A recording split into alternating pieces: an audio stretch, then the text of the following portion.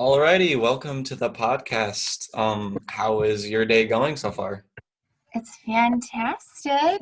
Sunshiny spring day. It Got a is. It beautiful is window to actually. look out and watch the birds. So I actually had to couldn't ask cover up for my anything window better. here because it was too sunshiny and my camera couldn't handle it. How's your day going? It's going pretty good. I got up pretty early this morning to get ready for this. Had to get everything set up, so Well, look at it's you, going. hardworking man. If you would want to give a little introduction about yourself. Sure. I'm Miranda. I am a registered nurse. I've been a nurse for 16 years. I currently collect jobs. I'm a nurse at a family doctor's office, a hospital, and I teach nursing students at our local community college. I'm also the health and wellness coach here at our family doctor's office. So I keep busy. I can see that. Okay, so there's just these questions are pretty basic. I've asked everybody these questions. There's no need for statistics or just pretty much overarching. This is if you've watched the news, you should be able to answer these questions relatively with ease.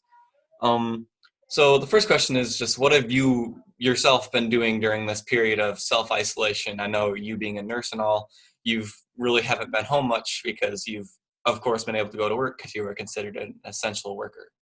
hmm Yeah, so what have I been doing during the isolation is just being very diligent about my personal health and making sure that I'm, getting enough sleep. I'm eating nutrition rich food, meaning I try to eat foods that don't have a label on them.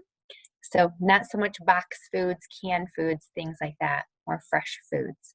And then just watching, my stress and anxiety level. So I don't watch the news because that is very anxiety and stress provoking. So I get my information and education from education-based websites such as like the CDC. And yep, I am a frontline worker. So personal protective equipment is also a big factor that's been on the news lately. But I do have personal protective equipment. So just being very diligent in all those things that I learned in nursing school in regards to keeping germs away from my body and not spreading them to others. Yeah. That is very good. So I know a lot of hospitals and stuff are dealing with like a shortage of equipment and stuff. Is your office dealing with any of those shortages, or are you guys still doing okay for being a kind of a small business? Not exactly a small business, but smaller than a hospital. Yeah, I appreciate that question. When COVID first hit, we were not prepared with the proper personal protective equipment, but since then have been able to obtain it. It was slow in getting here, but we do have that now. That is good. So just the other day, President Trump did extend the self-isolation period from April 13th to April 30th. As kind of a medical professional yourself, how long do you foresee this going on? Because I myself do not, I see this going on far past April 30th.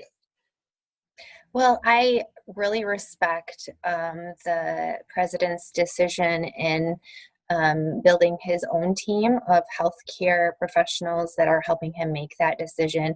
Of course, it's not so much if we're going to get COVID, we will all likely get COVID. And how our body handles it, is just to be foreseen.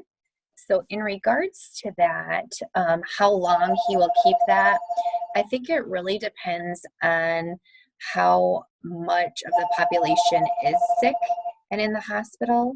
So, if our hospitals are really overwhelmed and burdened with a lot of patients, then he might have to extend that. But if we do our due diligence and following directions of not sharing germs and isolating ourselves and all of those health things that I talked about before, I don't think that he'll need to continue this any further, especially as the weather warms up and humidity increases.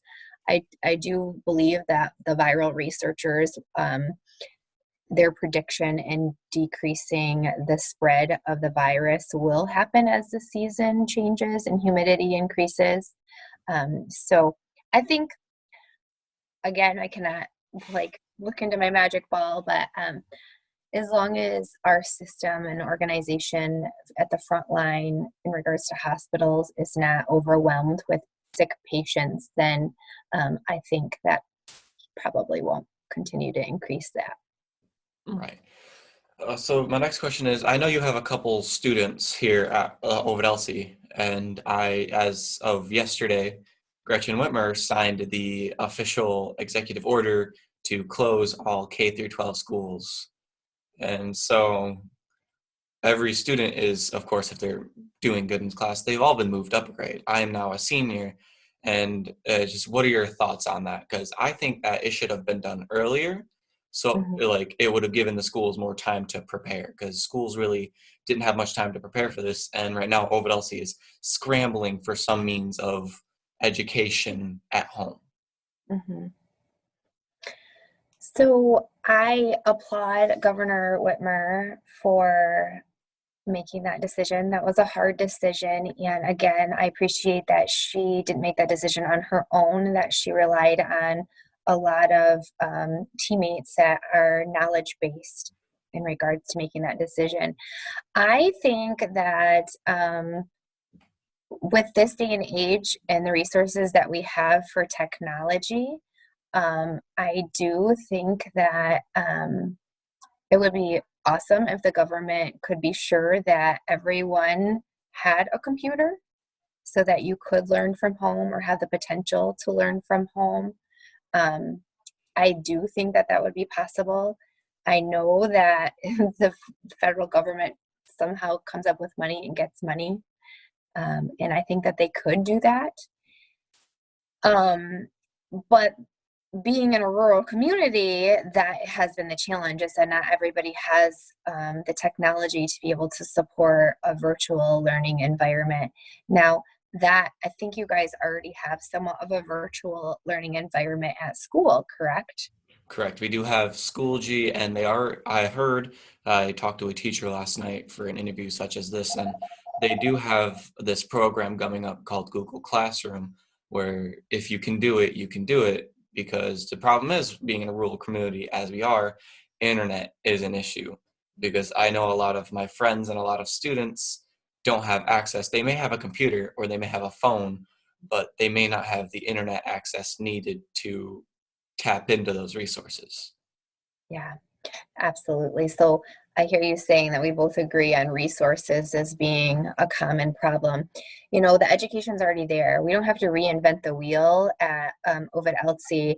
The platforms of virtual learning are already there. They've been there for years. So again, we both are on the same lines as being able to get those resources to our students in a rural economy is going to be the trouble.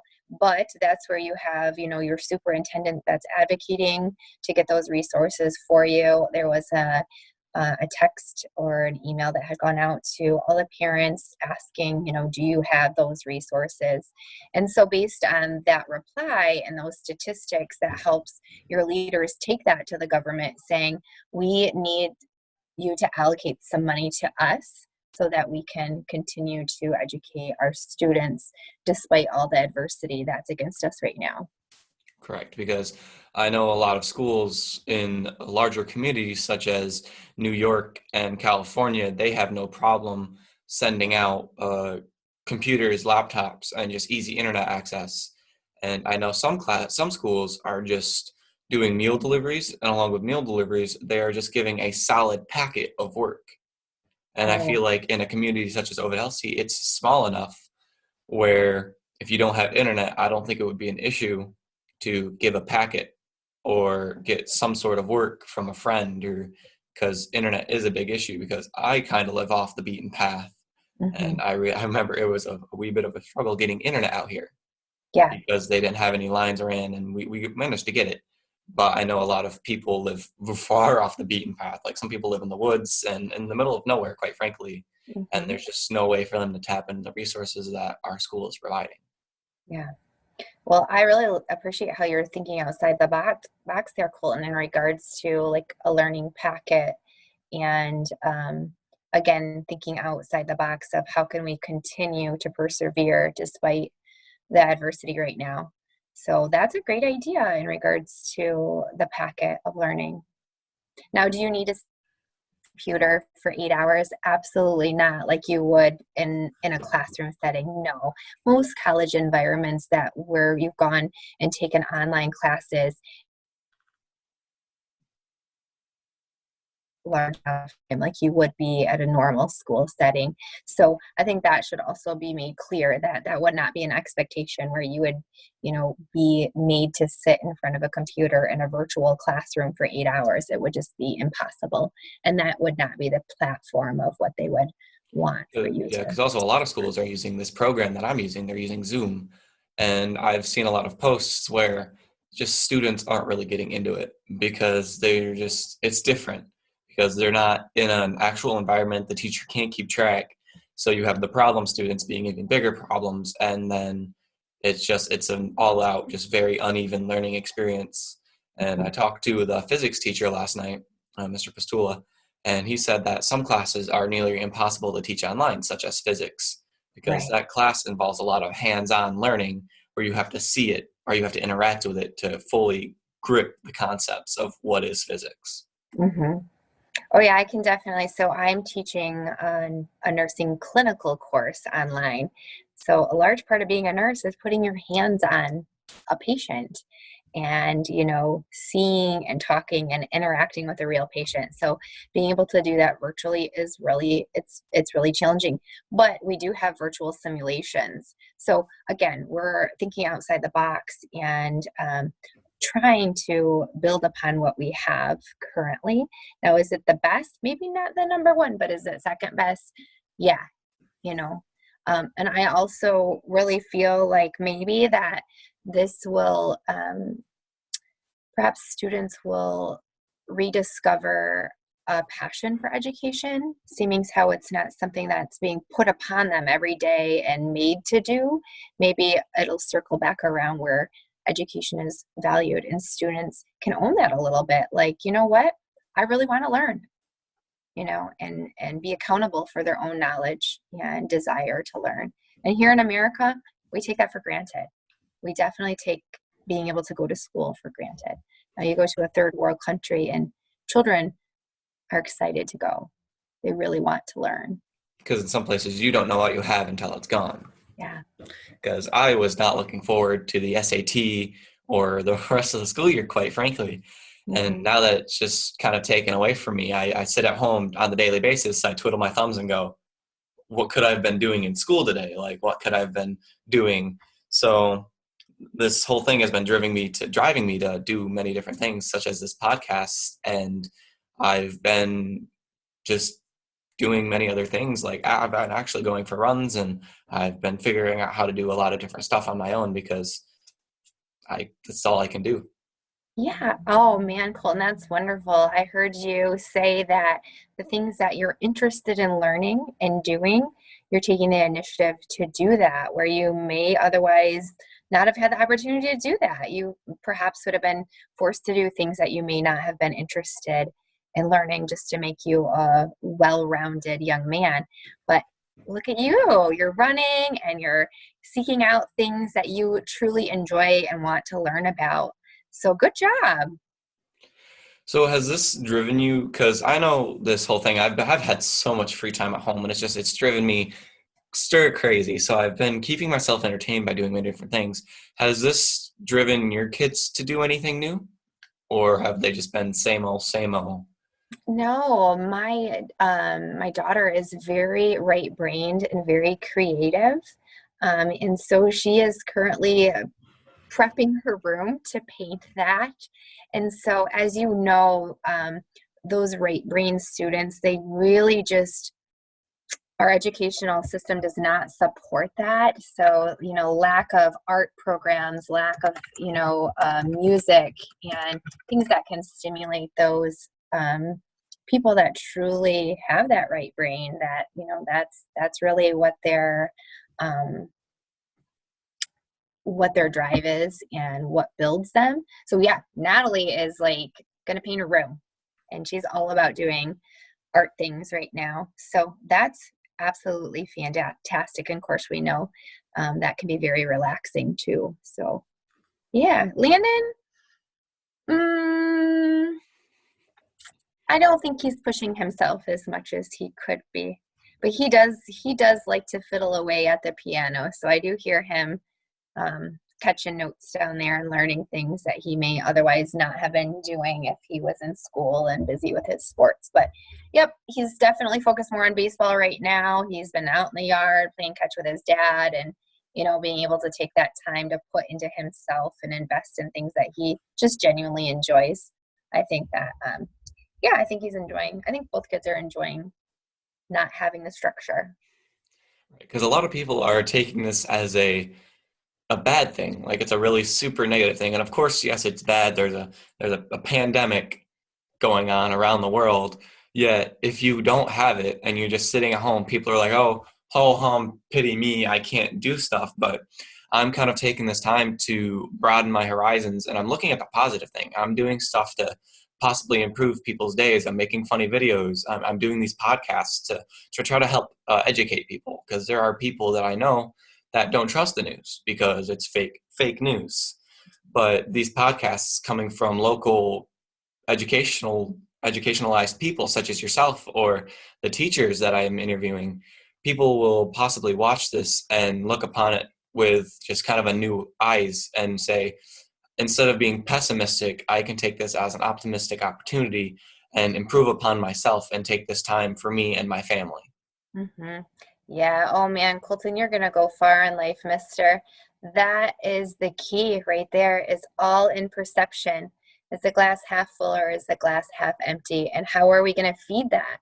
So if you're feeding your cognitive behavioral thought process with negative thoughts, guess what? You're gonna attract negative. Yep. Negative's gonna attract a negative. So if you're feeding yourself those, yeah, what can I do? How can I make today better? Just give me one goal when you wake up. Like, how am I going to make this better? I'm going to make somebody laugh. Am I going to, check on my grandma, whatever positive thing, gratitude that you could think of for the day. Yeah, you got it. You absolutely got the world by its tail right now. It's all about perception and how you feed it. So my last question to close this thing out. So as we know, school's closed, and so seniors, how do you think they feel? Like, what are your opinions on how the senior class is handling this? I think there's probably mixed emotions, both, oh, yes, I'm done, and oh, no, I'm not ready to be done. So I think that there's some underlying grief, and grief is a process. And I definitely think that, that should be anger, the normal grief process, anger, like that, is this really done? That unsure. And then, it'll circle back around to acceptance and growth from there. But it's definitely a grief process. And I do feel like they should grieve. They should grieve. It's totally acceptable to allow that process to fulfill the cycle and to be respectful of it. So Correct. yeah, 'Cause as a celebrate. It's junior, all in perception, right? So right? As a junior, I'm very upset, and I just can't even imagine. Seniors have worked all 12 years of their life leading up to their senior prom, their final day of sports, their final day of school, when they can walk out of there and be like, they can get their diploma and they can say, I earned this. I worked mhm. hard and I was able to walk and I earned this. And I'm a junior. I still have another year to go for that. Well, I'm technically a senior now, but just I'm thinking of this, and I cannot believe what they're going through, because I don't have those things to look forward to. I still have another year of all my sports, another year of another year of school. And she signed that order, and I was like, man, I was heartbroken. I was like, no, I can't do what I wanted to do this year. And I was just thinking, my heart goes out to the seniors, really.